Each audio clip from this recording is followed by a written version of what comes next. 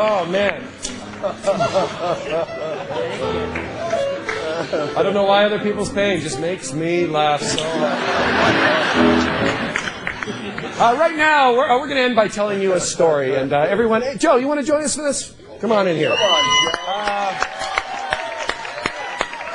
Now, what's going to happen here is these folks behind us here, after Drew gets medical attention, are going to tell you a story and actually a biography. And I'll be pointing to them at different times, and they have to pick up exactly where the last person left off in this story. This is a bad section right here. They got mousetraps.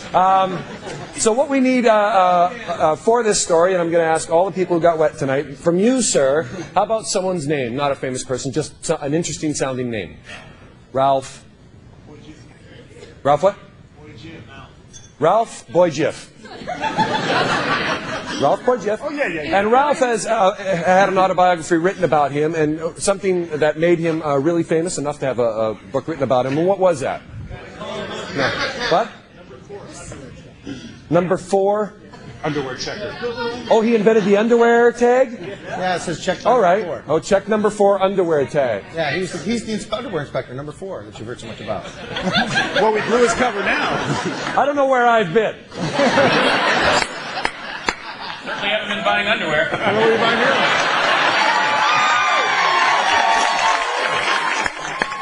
Were the first 3 inspectors so bad they got fired, or? Oh, there's more than. Oh, okay. No, he's just the Boyjiff, what was the first name? Ralph Boyjiff, the number 4 underwear inspector. Boyjiff. Boyjiff? Here we go. Ralph Boyjiff. Okay, all right. Are you ready? What's his first name? Yeah, I understand. Ralph Boyjiff was born in a little shack on the side of the Mississippi River in the summer of 42, which was strange because his parents were filthy rich. But they decided to have a baby in a shack so he wouldn't be spoiled like their other children, Mickey and Ronald.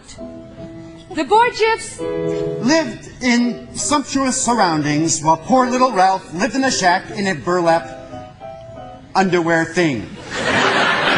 The roughness chafed him, and his thighs were often chapped, and as he walked to school, he would balm himself with pieces of aloe he found along the way.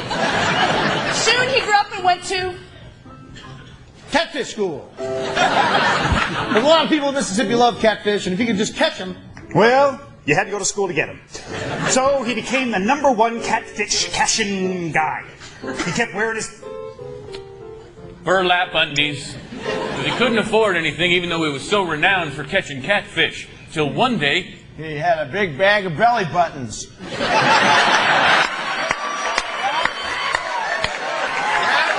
Ralph was actually born with belly buttons all over him, and after they were removed, he grew up to be a leading surgeon of ears. And as he was embarking on this career, he met a young woman.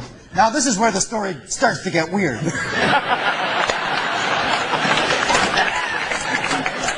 On their wedding night, as she took off her clothes, he noticed she had Doritos on her breast. Man, well, I like to dip those in some tasty pudding. They made love again and again and again and again and again and again until his burlap began to chafe her as well.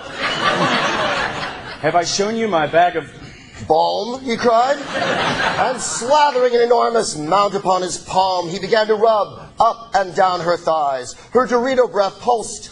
So they ordered some cream of toothpaste soup. It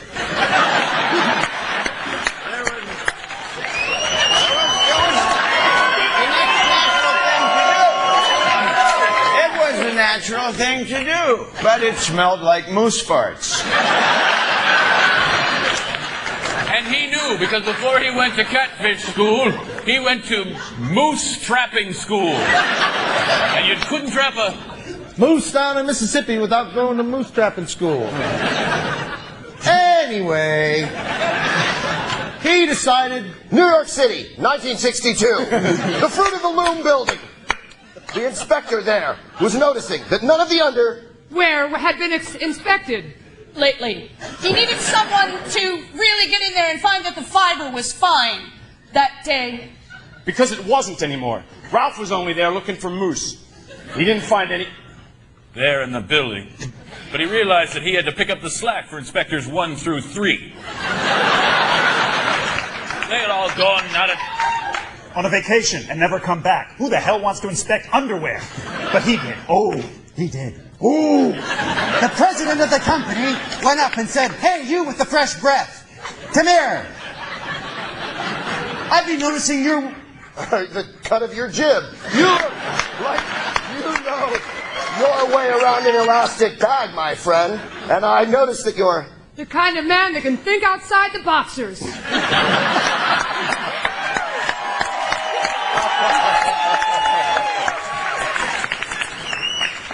Ralph said I finally found something.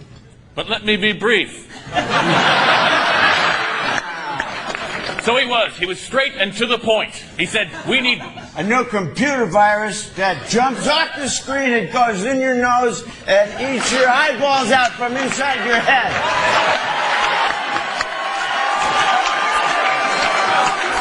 But to make matters worse, he proclaimed, I am a Statue of Liberty.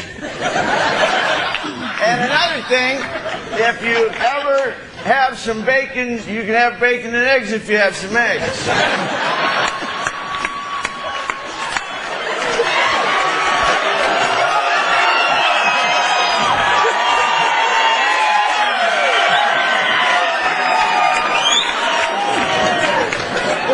I see what you mean, said his boss.